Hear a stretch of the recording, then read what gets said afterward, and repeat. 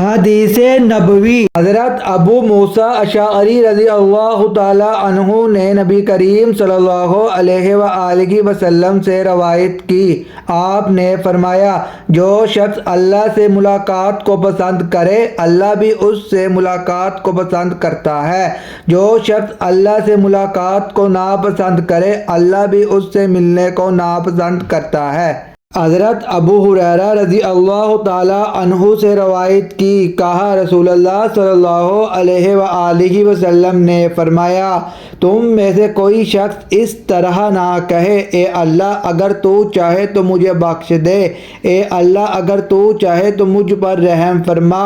اور دعاؤں میں پختگی اور قطعیت سے کام لے، کیونکہ اللہ جو چاہے وہی کرتا ہے، کوئی نہیں جو اسے مجبور کر سکے۔ عبدالعزیز نے حضرت انس رضی اللہ تعالی عنہ سے روایت کی، کہا رسول اللہ صلی اللہ علیہ وآلہ وسلم نے فرمایا، تم میں سے کوئی شخص کسی نقصان یا مصیبت کی وجہ سے جو اس پر نازل ہو موت کی تمنا کرے، اگر اسے موت مانگنی بھی ہو تو یوں کہے، اے اللہ مجھے اس وقت تک زندہ رکھ جب تک زندگی میرے لیے بہتر ہو، اور مجھے وفات دے جب موت میرے لیے بہتر ہو۔